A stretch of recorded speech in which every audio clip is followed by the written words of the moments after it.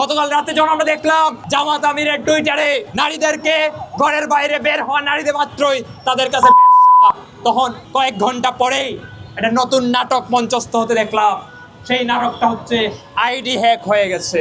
আমরা ভুলে যাই নাই ওই জুলাইয়ের সময় যখন হচ্ছে ওই ফ্যাসিস্ট আওয়ামী সরকার ইন্টারনেট বন্ধ করে দিয়েছিল দেশে।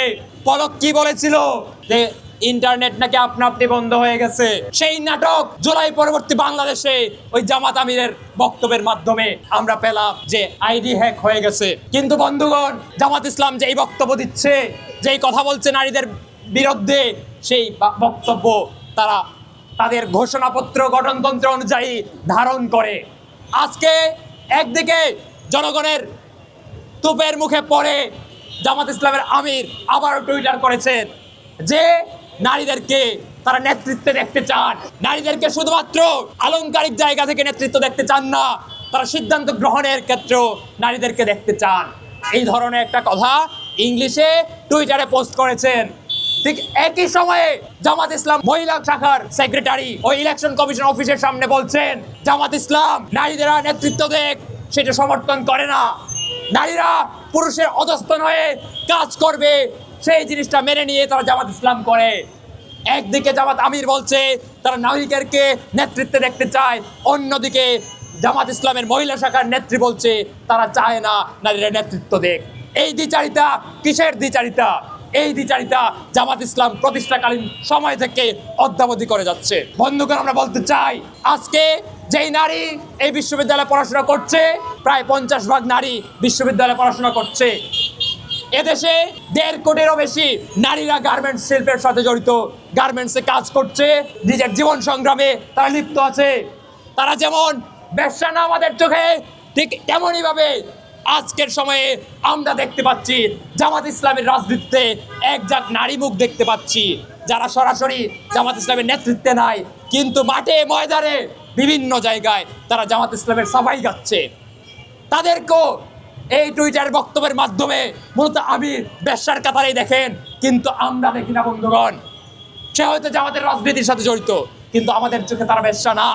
আমাদের চোখে তারা হচ্ছে সেই সব নারী যারা মূলত এদেশের সিংহভাগ নারীকে ঘরবন্দি করার জন্য, শেকলবন্দি করার জন্য, কিংবা পুরুষের দাসে পরিণত করার জন্য রাজনীতিটা করছেন।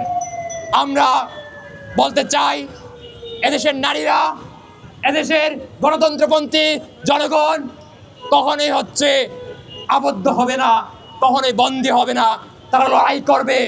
আমরা ইলেকশন কমিশনের উদ্দেশ্যে বলতে চাই, আপনারা এই ধরনের বক্তব্যের বিরুদ্ধে অবস্থান গ্রহণ করুন। যেই জামাত আমির এই ধরনের বক্তব্য দিতে পারে, সে যদি কোনোভাবে নির্বাচিত হয় কিংবা তার দল কোনোভাবে যদি সরকার গঠন করে কিংবা বিরোধী দলে থাকে, সে কাঠামোগতভাবে বাংলাদেশের নারীদেরকে সে আবদ্ধ করার জন্যই আসলে সকল পরিকল্পনা গ্রহণ করবে। ফলে আমরা বলতে চাই যে এই সকল দল মনেই করে নারীরা কখনোই নেতৃত্বে আসতে পারবে না, নারীরা দেশকে নেতৃত্ব দিতে পারে না, দলকে নেতৃত্ব দিতে পারে না, সেই সব দল কখনোই হচ্ছে নির্বাচন কমিশনে নিবন্ধিত থাকতে পারে না। আমরা আরো বলতে চাই নারীদেরকে যারা মনে করে সেই সব দলের আগামী যে ইলেকশন হচ্ছে সেই ইলেকশনে নারীরা লাথি দিবে। দাঁড়িপাল্লায় হয়তো 12 ফেব্রুয়ারি লাথি দিতে দেখবো আমরা এই নারীদেরকে, কিন্তু এই লাথি এখানেই থেমে থাকবে না। যদি তারা আরো বারে নারীদেরকে যদি তারা আবারও বারবার বন্দি করার পায়তারা চালায়, এই নারীরা এই নেতৃত্বদেরকে তাদের পশ্চাৎ দেশে লাথি দিয়ে এই দেশ ছাড়া করবে। যেমন ভাবে এদেশের জনগণ ওই 71 পরবর্তী সময়ে এই জামাত ইসলামের প্রত্যেকটা নেতৃত্বকে এই পেছনে লাথি দিয়ে এই দেশ থেকে বিতাড়িত করেছিল। আমরা বলতে চাই এই যে সংগ্রাম, এই সংগ্রাম একটা দীর্ঘমেয়াদী সংগ্রাম। এই সংগ্রামে আমরা লড়াই করে যাব এদেশের নারীদের পক্ষে, এদেশের শ্রমজীবী মেহনতি মানুষের পক্ষে। এই লড়াইয়ে দেশের সর্বস্তরের জনগণ সামিল হবে, এই প্রত্যাশা রেখে আমার বক্তব্য এখানে শেষ করছি। ধন্যবাদ সবাইকে।